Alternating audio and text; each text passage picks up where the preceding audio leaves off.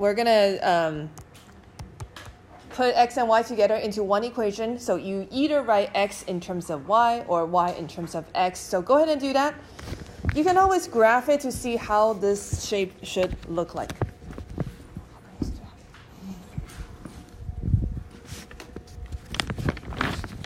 So go ahead and eliminate the parameter. Eliminating the parameter means get rid of t. Okay, let me know when you have the answer. Okay, so you could eliminate it both ways. Let's say that you did divided by 3. So then t is equal to y over 3. That means x is equal to y over 3 squared minus 2, which is y squared over 9 minus 2. Daniel, are you with us? Okay. Sorry, that's x. All right, so that is correct. So basically, this is a parabola that points to the right like that. Okay, let's say you didn't do that. You did it another way. X is equal to t squared minus 2. Y is equal to 3t. You said, I'm going to change the x equation. You did x plus 2 equals t squared. And you square rooted, and you got this. Is that correct? Plus minus. Yes, plus minus. You have to do plus minus. So some of you did that, and you don't have a plus minus. If you don't, what happens is if you take this 3 and then you multiply by this, you will only have, so let's say you didn't have a plus minus, you just had a plus. Remember that this is a square root equation, right? Square root looks like this. Your graph only graphs half of the parabola. So please be careful, you have to have a plus minus. That way you have the bottom part. So actually, that's not correct. It should be plus minus 3 square root x plus 2. Okay, please be careful with the plus minus. And then let's do the last one, the cosine and sine. All right, cosine and sine. All right, so some of you went pretty creative on your homework. You had like an inverse cosine, inverse sine. That's awesome that you were thinking outside the box or but that is not correct because that will not actually be something you want to graph. What you want to do is actually square both sides. We're going to utilize sine and cosine and their identity. Everyone, please make sure you follow along. Okay, so this is x squared equals to 4 cosine squared t. And this is y squared equals 4 sine squared t. Okay, at this point, what you want to do is add x squared and y squared together. X squared plus y squared is equal to 4 cosine squared t plus 4 sine squared t. Okay, what can I do further to simplify this?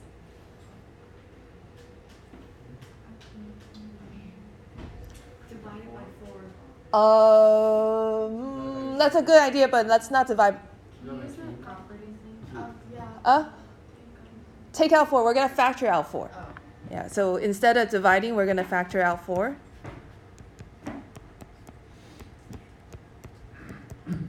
So this is one of those, it's a trick. You just have to memorize it.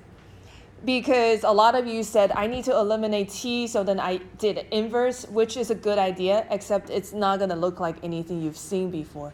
Okay, cosine squared plus sine squared is what?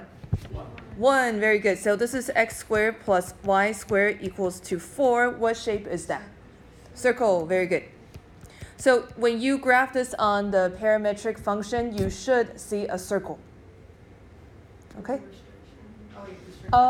This one. Oh yeah, it's 2 pi. Yep. What? Oh, actually, that's a great question. What if this thing says pi? Very good. Half a circle. Okay, not a full circle. So please be careful with t, the restriction on t. Are you guys good? Okay, we're going to go into the lesson today, which is, I think it's not very hard, but I do need your full attention because it's a very new thing that you have not learned before. So the first time you see it, it does take a little bit of time to get used to. All right, let's talk about this. Polar coordinates. When you see the word polar, what do you guys think of? Chemistry. Chemistry. What in chemistry? Polar balance. Huh? Polar, non-polar. Balance. Okay. Polar, non-polar. What else? Symmetrical? Where? Depends on the molecule. Yeah. Oh, wow. Okay, I forgot my chemistry. What else? Like Polar polar bears. bears. Okay, yeah, polar bears. Polar comes from the word pole. Okay, on Earth, where are the poles? North and south. North and south. North and south pole. You guys know what that means? Yes. Yeah, okay. Top and bottom. So this is basically, think of it as the Earth. This is the Earth. You're looking from the top. You're at the North Pole. And then there's a bottom part at South Pole. And then this is like all those rings are like longitude and latitudes. You know what I'm saying? Everyone? Yeah? Okay. So polar just means poles. Pole is where like the North Pole and the South Pole are. Because a lot of times we cannot really get to the place we want with X and Y only. It's faster if we can figure out from the pole. All right? Okay, so this coordinate system is a little different. It's going to be in this form, r theta. R is radius, and theta is angle. Sunny, can you please concentrate up here? Okay, radius and angle. So for example, A, let's say we're graphing this point, P, 2 pi over 3. 2 pi over 3 means 2 is the radius, pi over 3 is the angle. All right, so we're gonna start at our pole. We always start from the pole, and then we're gonna go 2 radius out. 2 radius out means that we're gonna go 2 rings out. Okay, so 2 rings out. Okay, radius tells us how many rings to go out. And then we're going to turn to the angle pi over 3, meaning we're going to turn pi over 3 in the positive direction. Yeah, so it's going to be turned here. So this is P. So, could it just be a straight line coming from it, or does it have to be a curve like that? No, I'm just showing you how to get there. In reality, it's just a dot. Okay. Okay, so that's P. All right, let's talk about how it looks like if we're going to go in the negative r direction. So for example, if we're going to do Q. Q is -1, 3 pi over 4. Okay, show me with your arms, where does -1r look like? Which direction? Okay, I see Murphy and Daniel. Everyone else, which direction? Yes, to the left. So we're going to go to the left, 1. All right, the next part is the tricky part. 3 pi over 4. 3 pi over 4. Which direction do I turn for 3 pi over 4?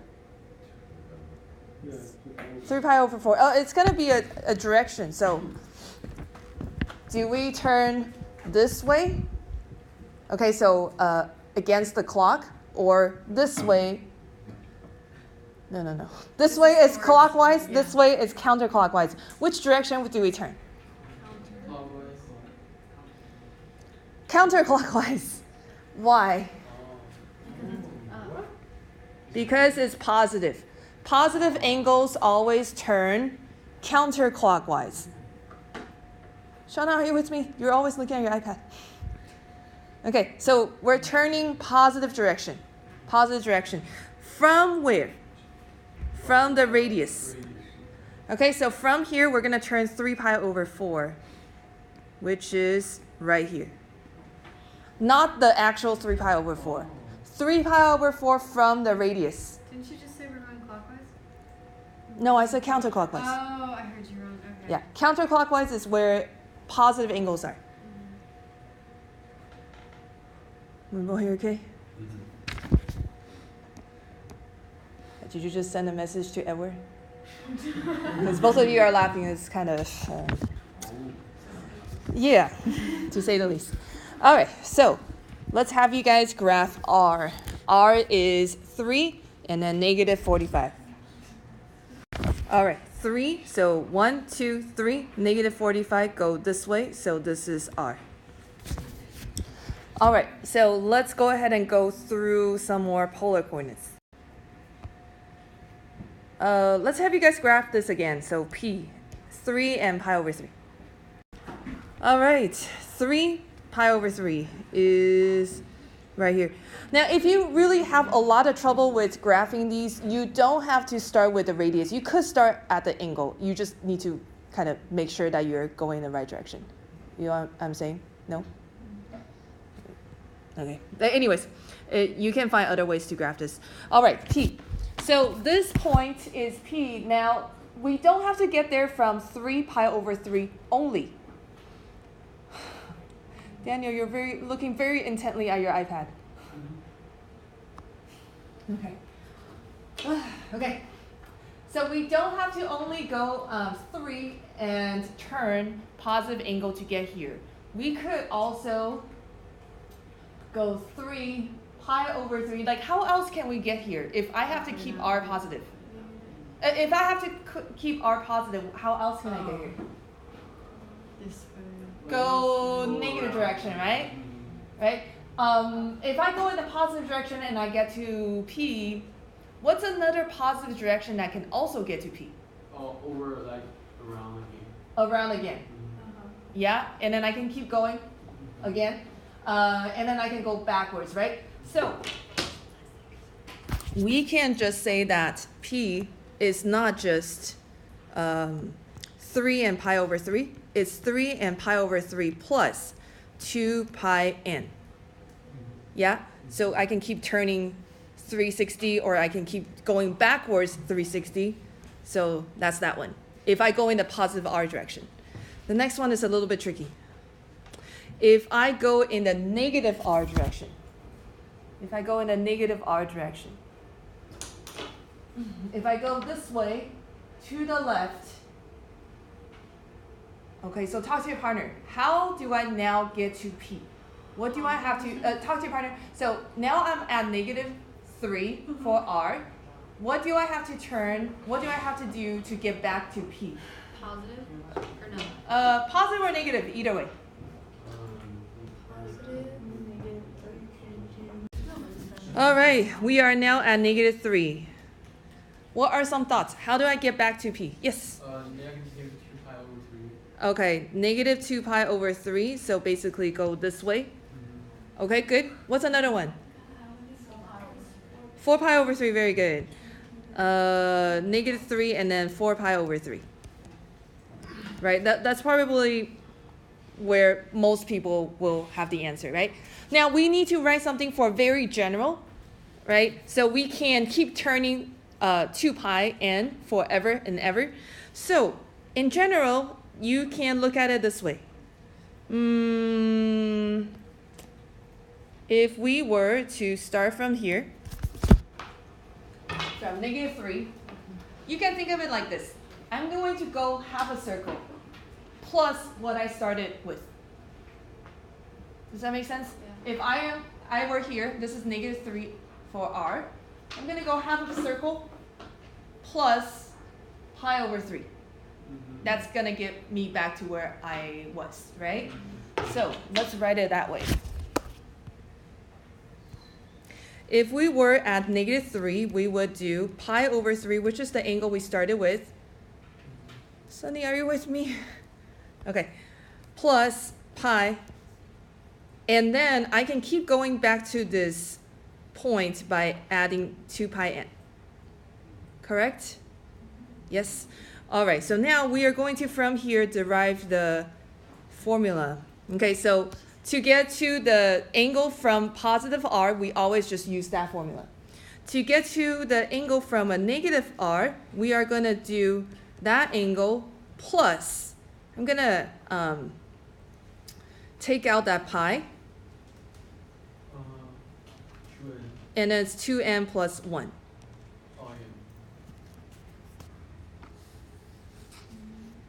Yeah, so I just factor out pi, it's going to be 1 plus 2n, and then I just changed it, so it's 2n plus 1. Why did you put plus pi plus 2? Think of it that way. This part, I factor out pi. No, yeah, but I'm saying, where'd you get that? Okay, pi plus 2 pi n. Okay, so basically it's, to get back to this point from negative r, you go pi plus pi over 3, which is the angle you started with. And then the 2 pi over n just says you can keep going back. Yeah. Okay, so the formula. If you have a positive r, it's going to be theta plus 2 pi n. If you have a negative r, it's going to be theta plus 2n plus 1 times pi. Write this a little better. Plus 1. Okay, so those two are the general formula for if you were at positive r, or if you, if you were at positive r or at negative r. Okay? All right, so let's have you practice. If the point is 2, pi over 6, write your polar coordinates for all the possible polar coordinates. That means, the ends for p. All right. Let's see. Edward, do you have the answer for positive r? Like this one. Yeah.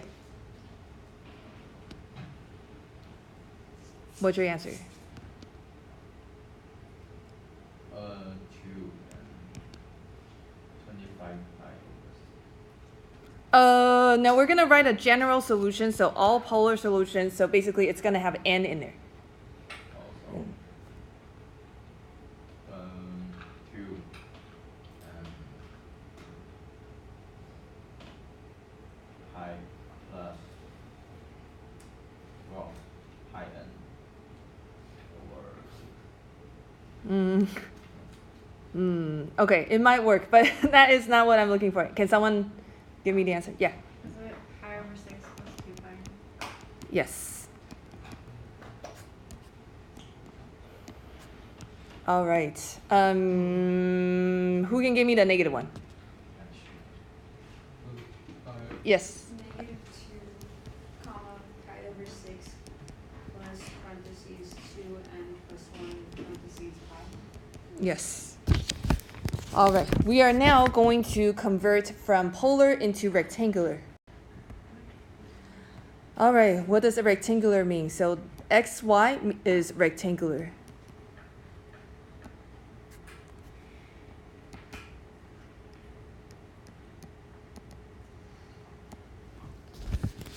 Okay. So the worksheet or the handout I gave you yesterday, it has all the vocab. You have to know all of them for the test. So on the test, if you ask me, what's rectangular coordinate? I can't help you. It's in the list of vocab I want you to memorize. Okay, so xy means rectangular coordinates. R theta means polar coordinates. All right. So to get to a point using polar coordinate, we go R out, theta, turn theta, right? So then that's going to get us to somewhere here. Let's say this is the point P. This is R, this is theta. How do we get to the same place using x and y? Oh, okay, hold on. Okay, so let's say we go outside 3, turn 45 degrees. How do we get to the same place if I just go x and y?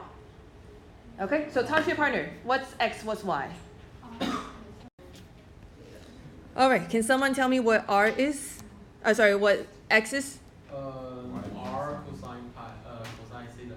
R cosine theta. So we've been doing R cosine theta for like 3 different applications already, right? Magnitude and direction. Right. Yeah, for vector, for this one's the same. Next chapter is the same too. So we're going to keep using this over and over and over. Okay, so what's y? R sine theta. R sine theta. All right, so let's go ahead and apply. For example, A. We have this point at 3, 5 pi over 6. 5 pi over 6 is somewhere here. So this point is here. 5 pi over 6 is almost at 180 degrees, right? So this is 3. This angle is 5 pi over 6. The question is, how do I get to the same point if I just go x and y? All right, go ahead and try it. You're just going to use x formula, y formula. That's going to give you a coordinate. All right, what is this number, or what is x and y?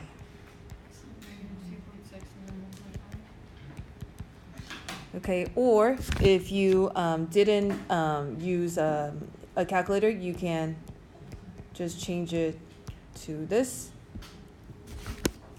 Now, always ask yourself, does this coordinate make sense?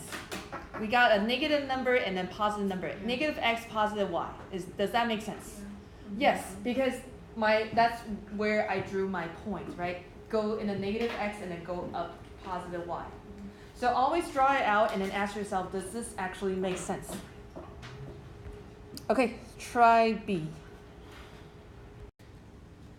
We're almost there. Stay with me.